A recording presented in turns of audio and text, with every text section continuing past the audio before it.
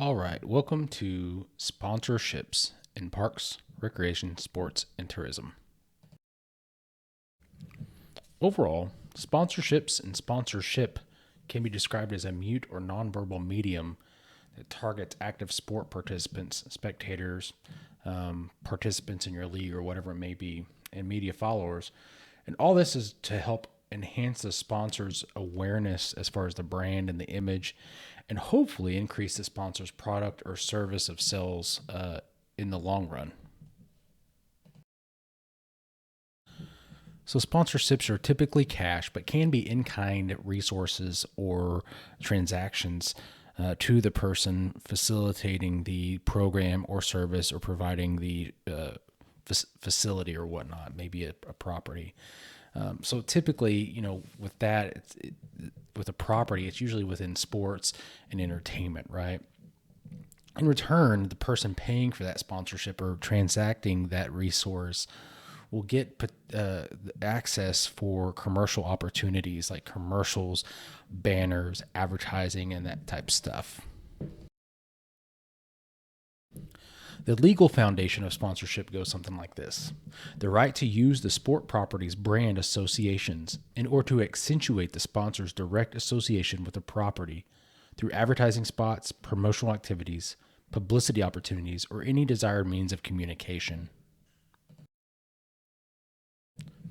So, in regards to that, we can look at like naming rights for the sporting event or the facility. So, you've heard of like the stadiums being named after a sponsor, like AT&T Stadium, right? It could also mean that the sponsor has a right to execute promotional happenings like contests or direct advertising or sales activities in conjunction with the sporting event or the facility, and then also have a web presence related to the property or the activity as well. And then there's some hospitality benefits for the sponsors, customers, and or employees. Like, AT&T might have a suite that's designated for them and their guests at the AT&T Stadium. Sports sponsorship had its roots in ancient Greece. Events in that time, if we think about the Olympics kind of getting their roots in that area in that time frame too, but events during that a long time ago were sponsored by wealthy citizens of Athens. And that kind of sponsorship continued into the Roman era. It's important to remember, like before 1980, sponsorships of these different sports didn't really expect much as far as their return on their investment.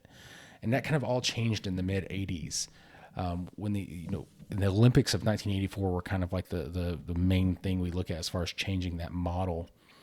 And another aspect that changed that model was the broad-based tobacco sponsorship of motorsports events in the United States. And then the United States had a lot of advertising rules that changed the sponsorship relationships related to tobacco and alcohol. So now corporations, businesses have certain expectations as far as sponsoring, especially when it comes to athletics and entertainment type events.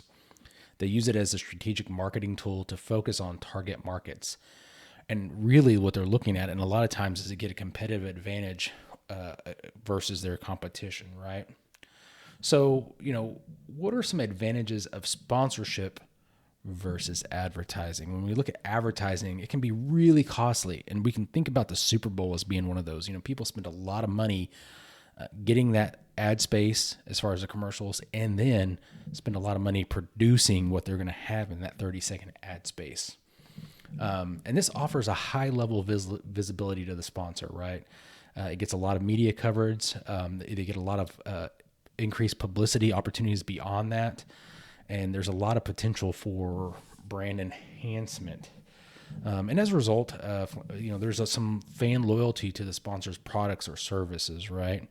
And overall, that can continue for the immediate and then long-term future with that brand loyalty.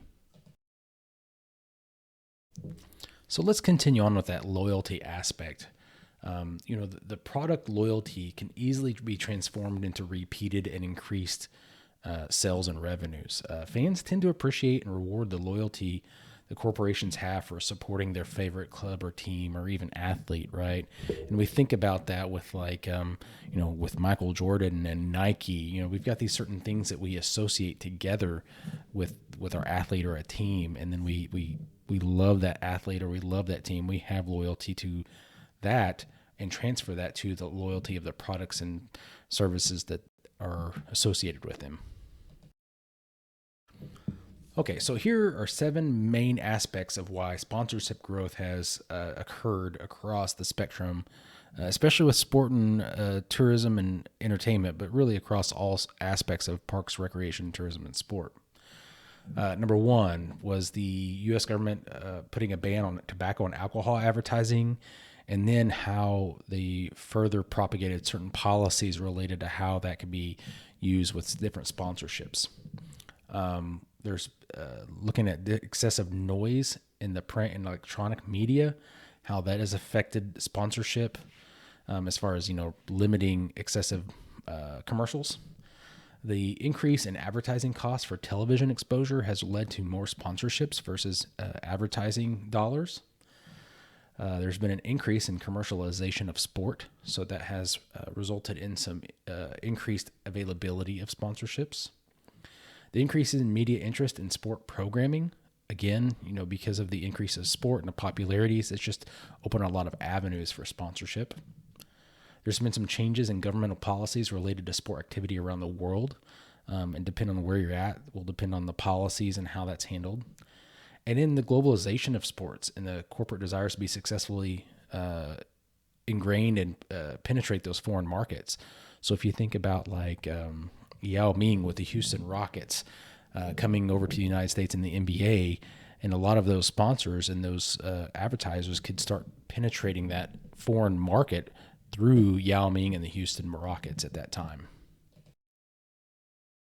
That concludes our introduction to sponsorships.